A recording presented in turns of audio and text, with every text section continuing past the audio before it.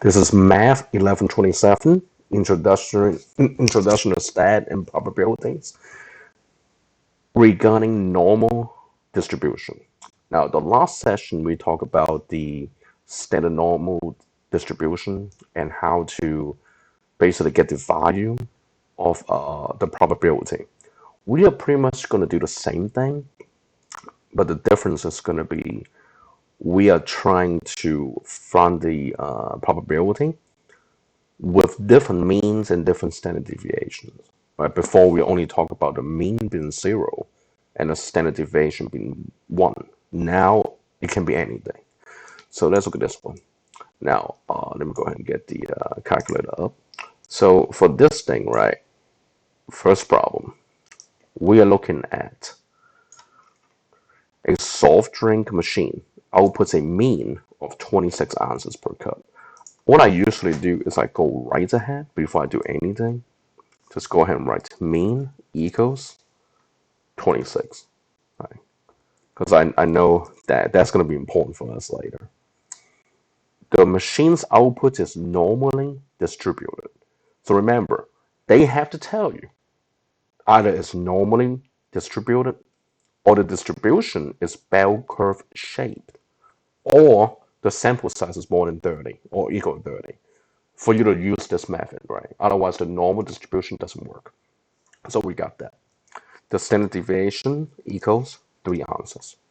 So the question would be, what is the probability that you can fill a cup between 20 and 28 ounces?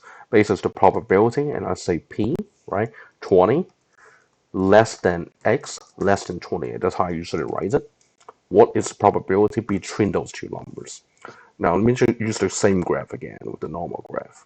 So we know the middle guy is going to be 26. So let me type this in, 26. Let me make it a little bit bigger. So the middle is 26 because that's the mean. Now, 20 will be somewhere to the left of this thing. So let me try to conjure this up. So it'll be somewhere around here.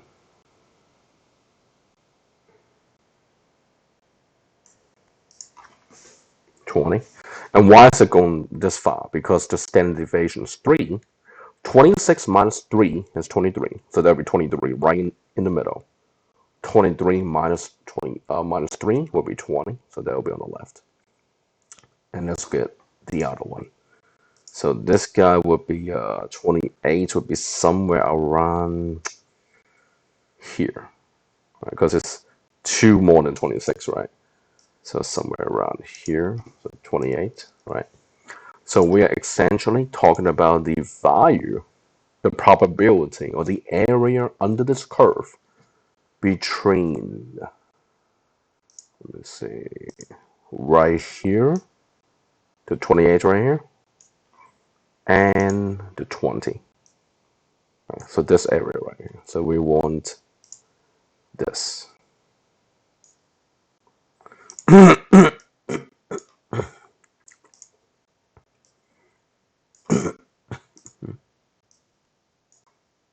So this is the part that you want to calculate. And again, right, let the calculator do the work. So how do we use a calculator for this one? It's the same thing as before. Remember, the whole idea is to get normal. So we gotta use the function normal CDF. Right. Normal CDF. Let's try to get the lowercase here. Normal CDF. And we want the first you need to put in the left bound, the right bound, the mean, then the standard deviation. So in our case, right, we know it's going from 20 to 28. The mean is 26, and the standard deviation is 3. So all the information is readily available. So let's look at a calculator. So remember, it's second vowels. Then go to normal CDF and look at let's see, 20, comma, 28, comma, 26, comma, 3, close parenthesis. and we get nice 0.7248. They want you to round it to 4 decimal places, so this is it. What does that mean? That means 78.48% of the time, the data will fall between, under this curve, right, between these areas. So if you look at number 2, it's pretty much the same thing. So let me just kind of type up the command. You can always, just type it in later. So normal CDF, and in this case, right, the mean is 7. So we know that the mean equals 7. We know the standard deviation is 3. We also know this is normally distributed. And we also want to find the probability of a person who will wait more than 3 minutes. So x bigger than 3. So remember, if it's bigger than 3, what is your left bound? Well, if it's bigger than 3, you start at 3, right? If you want to say your child is older than 3, I will have to guess starting from 3 years old. So 3, right? And then how far do we go? To infinity. We cannot write infinity in this calculator, so I'm just have to trick it, right, by typing a big number. Then the mean is 7. Standard deviation is 3. So just put this in a calculator and you'll get the answer. Truck in a delivery fleet has a mean of 120 miles per day. So in this case, mean is 120. Standard deviation equals 11. And we want to know the probability between 99 and 128. So 99 less than x less than 128. Same thing, right? Normal CDF. This time is 99, 128, 120, 11. Put this in the calculator, and that's done. And let's look at the next one. The weight of the newborn has weight of 3684 grams, standard deviation. And we want to know what's the probability that the weight will be less than 4356. So same thing, I'll go ahead and type in the mean, 3684. Standard deviation is 448. And we are looking for the probability of less than 4356, like this. Now, for this one, you got to think about this, right? We want everybody less than 4356. So that means the left is going to be negative infinity. All right, so it's negative 999999 because you want to go to the left of this number, right? 4356. And you cannot start at 0. You got to go all the way to negative, right? And we're going to stop at 4356. That's what we stop at. Mean is 3654. And the standard deviation is 448. So again, put this in the calculator and you'll get it. This guy is the same. So all these problems are pretty much the same thing. So it's pretty easy. Just gotta use the same formats, right? So try them out. And if you got a question, just give me a text message, give me an email or something, right? Now let's look at number 7. It's this question is more theoretical. Is what value of z divides the standard normal distribution so that half the area is on one side? They are talking about what is in the middle of a normal distribution that is standardized, right? The z. And as we mentioned, the mean is always the middle. But for z, the standard normal distribution, the mean always equals 0. So the answer will be 0 for this problem. Number 8. Find the value of z such that 0.09 of the area lies to the left of z. So this is the other, this is the kind of what we call the inverse normal distribution problem. Why is it inverse? Because let me kind of show you what the picture would look like. Let me move this over here. So the picture is going to look like this. You basically gonna have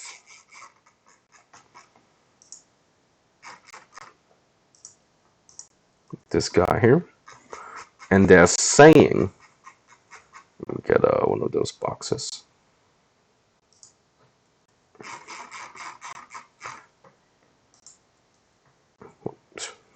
You know what? I can just get another. So now they're saying that we will get right here.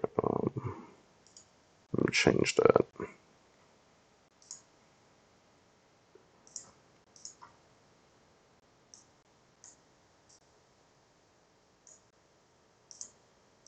So I'm not doing very well with this thing.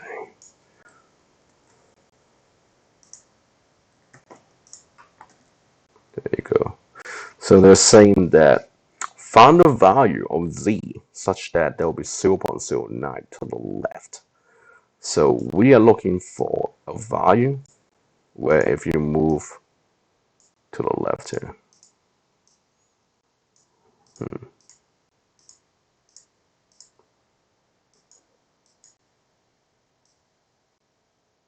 I can't really move this. So let me just move this here. So let's say this is the z. Right. So we are looking for a point on this graph. And this time we're looking for somewhere at the bottom, right? So of course we know the mean is in the middle, but we're looking for like a number here, where if I draw this guy, let's shape it, right? If I draw this guy, and we look for the guys on the left, so this basically on the left here, this area. Instead of saying, hey, we already know what's the number at the bottom, we don't know it now, but the problem is giving us the area. So that's this number right here. And they're saying this is 0.09. I gotta make it a little bit bigger. There you go. So they're saying that this area on the left is 0.09. So 9%. That 9% on the left. We don't know what's at the bottom, right? They just can't tell us that this is question mark. They just know there's going to be a point on the left at the standard normal distribution. So that's very different than the problem before. The problems before is I give you a number here and you look for this guy. You will have to do the inverse. So how do we do inverse? Inverse is second and then files again. And then you will find this guy called inverse norm. All right, so let's go look forward. So turn on your calculator, go to second vars, go scroll down to this guy, inverse norm. Right. So it should be a lowercase I. So let me change that. Inverse norm. So what does inverse norm do? Inverse norm, this function would ask for 3 arguments within the input. The first one is the percentage. So let me see if I can use the percentage. What's the percentage? That's the probability or the area under the curve. So in our case, it will be the 0.09. What is the second thing? Well, what do you think? It's mean and standard deviation. That's almost every time. So in our case, right, this will give us the probability. Well, I should say this, the value that will yield how about this? That yield the input percentage on the normal distribution graph with sad mean and standard deviation. So in our case, right, just do inverse norm, and we'll have 0.09, right? That's the percentage. What is the mean? Remember, standard deviation, 0 mean. Standard deviation is 1. And remember, right, if you don't put 0 and 1, and you just put 0.09, they will just assume it's 0 and 1. So now let's look at this. 0.09 on the calculator. And now I'm just going to do comma 0, back 0, comma 1, close parenthesis, and I get negative 1.34. And let me see how many decimal they want. They want 2 decimal places, so that's good. So what does that mean? This guy right here, it's going to be negative 1.34. Makes sense, right?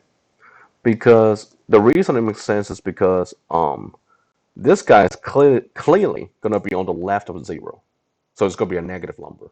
So if your z-score, your standard score, is negative 1.34, you are somewhere to the left of your mean. You're somewhere below. So 9% to the left of that. Makes sense. So that's the answer. So now let's try this one. The problem is, what if you want to look for something to the right? And that's when it goes a little bit crazy, right? So find the value of z such that 0.12, the area, lies to the right. So let me be very careful. Let me copy this right here and make another graph. So this time, you want to know, that means that you want to know 0.12, so 12% towards the right. I'm just going to draw right here. So you want this right here to be 12. So let me copy this. There you go. So this time, this is going to be 0.12. And again, the problem is this time is on the right-hand side, not the left. Your function, your inverse norm, can only tell you what happens on the left. So here's what we have to do. If this is on the right, it's 0.12. Then wait a minute, the whole thing is 100%, right? The whole thing is 1. So think about this, right? You can only input what's on the left to the calculator. So, okay, well, that's not too bad because all you have to do is this. 1, which is 100%, right? 1 minus 0.12 equals 0.88. What does that mean? The left-hand side will have 88% of the information. Okay, well then we will use 88%. Again, you always have to tell the calculator what's on the left, not the right. So if you put in the calculator, normal CDF, 0.88, comma, 0, 1, and that should do it. So let's see. Oh, actually, my bad. No, normal CDF. Inverse norm. My fault. Inverse norm. So let's see. Second file. Inverse norm. 0.88, comma, 0, comma 1. Close parenthesis. And I get a good old 1.17, which again makes sense because this is clearly to the right of the 0, right? So 1.17. Now, number 10. Find the value of z such that 0.9426 of the area lies between negative z and z. Now, this one is definitely a little bit more tricky. So let me, once again, call up the information here. So let's see. This time we are looking for guys in the middle. So let me just draw the picture real quick. So we want something that is symmetric. The negative and the positive. So again, we are saying that these two numbers underneath is either -1, +1, -2, +2, -5, +5, whatever, right? It's going to be a negative and a positive of the same number. So it's symmetric. And we want the middle to be this. Let me copy this. Oh, there you go.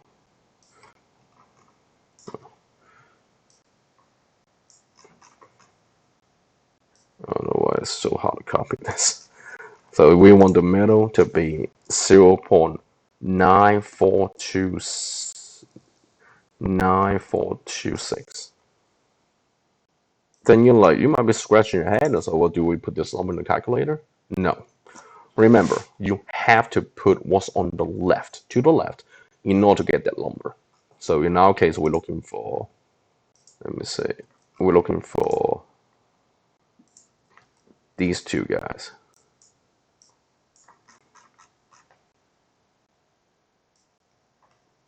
We're looking for these two.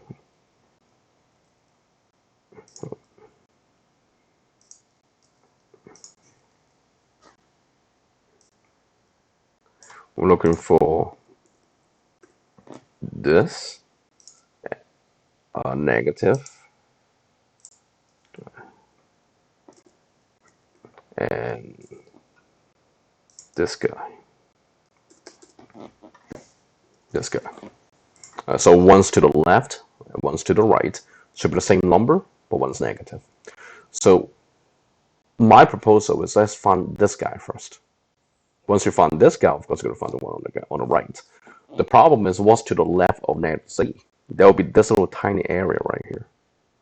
But then you think about, wait a minute, you can still find this thing because here's the deal, right?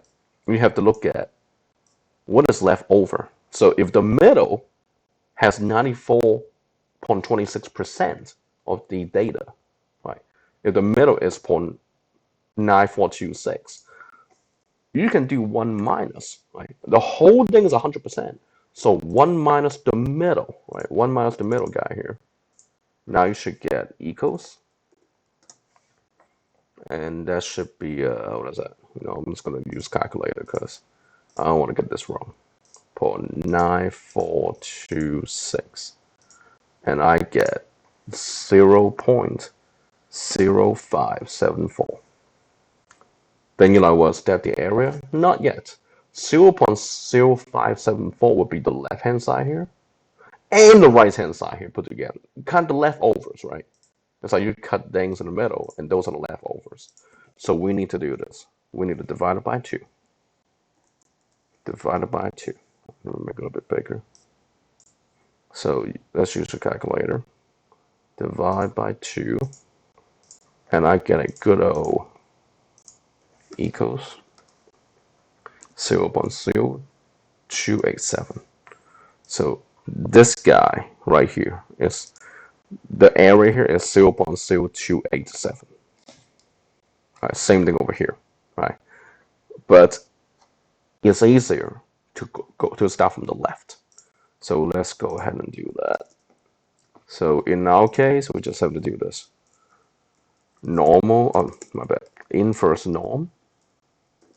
And then what's the percentage? 0.0287, comma. The mean in our case is still 0. The standard deviation is 1. And that should give us what we want. Let's see. Second vase. Inverse norm. And that would be 0.0287, comma, 0, comma, 1. And let's see. And I get a good old negative 1.900, but they want 2 decimal places, so 0.1.9, 0.01.9 is good enough.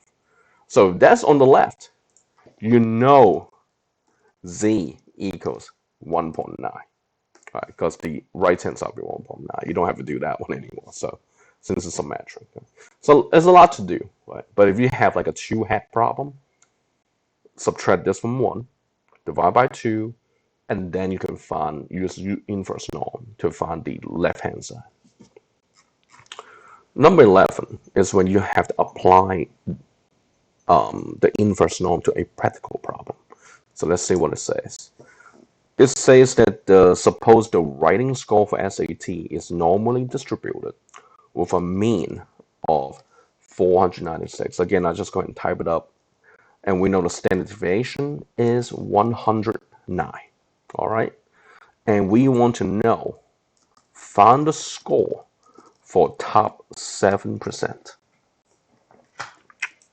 So this is kind of like the problem we had from here, from number 9. You want to know what's top 7%. So that's 7% to the right. Top means bigger, right? Bigger means to the right on a normal distribution. So that is the same thing as, this is the same thing as bottom 100% minus 7%, right? Which is 83%. So in other words, is what score will separate the top 7% from the bottom 83%. Again, you have to use the left, which is the bottom in our case. So 83%, which is 0.83, is going to be the number we use. So it will be inverse norm, and that will be a 0.83, mean is 496, standard deviation is 109, and let's type this in the calculator. So second false inverse norm 0.83, 496, 109, close parenthesis, and there you go, equals 594.28. I'm gonna round to, or they want you to round the whole to the nearest whole number. So 594 is the score that separates the bottom 83% from the top 7%. So that's kind of percentile that people talk about, right? 93 percentile and all that. Number 12 is basically a combination of all those problems that we just did. Top 12% of the score, right? We want to know. Score below 12%, above bottom 63%. This you can easily just think about, okay, we will do the mean, right? The mean is 68 based on the problem. Standard deviation is 7.6. And the problem we have is the first one for A, right? It's going to be normal. Oh, my bad. It's going to be inverse norm. And it's going to be top 12%. Top 12% means, top 12% means bottom 88%, right? So that's what we talk about. So 0.88. Bottom 88%. Mean 68. Standard deviation 7.6. So put this in a calculator and you'll get it. The second problem is score below top 12% and above the bottom 63%. This is when it gets a little bit crazy. It's a two-part problem, right? So first we have to find out what is the score, what is below the top 12%, right? Which we have here. So let me go ahead and type it in. So get the answer here. So that is 0.88, comma 68, comma 7.6, and I have 76. Do they want to round it up to round to the whole number? So there be 77, right? So if you score 77 on this test, you are the top. You're the top 12%, right? So let's go down, right? So we want to know below top 12% and above bottom 63%. So you were just gonna find out what's the bottom 63% first, right? Because 77, we already know it, right? That's the answer for the other. So inverse norm, right? 0.63, right? That's the bottom, right? And same thing, 68 and 76, 7.6. Let's see what that equals to. Second file, inverse norm, 0.63, 68, 7.6. And let's see. And I got 771. So, meaning the answer is 71 to 77. Right? That's the score that will be below, that will be below 12%, the top 12, but above the bottom 63%. C is below top 37%, so below top 37%, and above bottom 15. Okay, so that's inverse norm. And again, we're talking about bottom 15%. So 15. Just want to let you know, right? Top 37% is the same thing as above bottom 63%. Right? If you add those two, you get 100%, right? So it's the same thing. So 0.15, and same thing here, 7.6. Let's see, 0.15, 68, 7.6, done. And this guy is 60. So that means the next answer would be 60 to 71. Right, that's the next cutoff. D, below top 85% and above bottom 9%. So same thing, inverse norm. And again, above the bottom 15% is the same thing as below the top 85%, right? So there'll be 0.09, right? That's the bottom. 68, 7.6. Would it go by equals? Let's see what that equals to. Second Farrell's inverse norm, right? 0.09, 68, 7.6. Right? And that would equal to 58. So 58 points. So the range here will be 58 to 60 will be for the D, right? So it's a tricky problem because it's got a whole lot of different things going on here. But now you don't have to go through the entire thing because the question doesn't require that. But I wanted to do that just to because basically this guy at the top is A. So if you got 77 or above, that's A. If you get between 71 to 77, that's a B. Then C, then it's a D. Right? Now that's different than my class, right? My class is gold standard, right? It's 90 to 100 to get an A. But some people curve it like this. So what's the answer here? What's the question? Find the minimum score required for an A grade. Well, that's easy, 77. Right? So you don't have to do all this to get the answer here. But if you go down to number 13, you see the other stuff going on there. So now they're saying what is happening with these letters. So let's say you want to know the limit for a B grade. So basically, how low. So B grade would be this right here in the middle. So I'll leave it up to you. Do the same thing over here to do for B to see if you can get the answer to find the limit. Right? Like basically what the lowest and highest score, then you get a B. So, and that's the end of the session. It's again the math is not so hard. You just gotta know how to use a calculator and understand the question. What does it mean to be top 20%? Just always in terms when you're thinking about using a calculator, always think in terms of the bottom or the left. Top 20% means bottom 80%. So you'll use 0.8. So never use the top. So, and that's the end of the session. Thank you for your attention.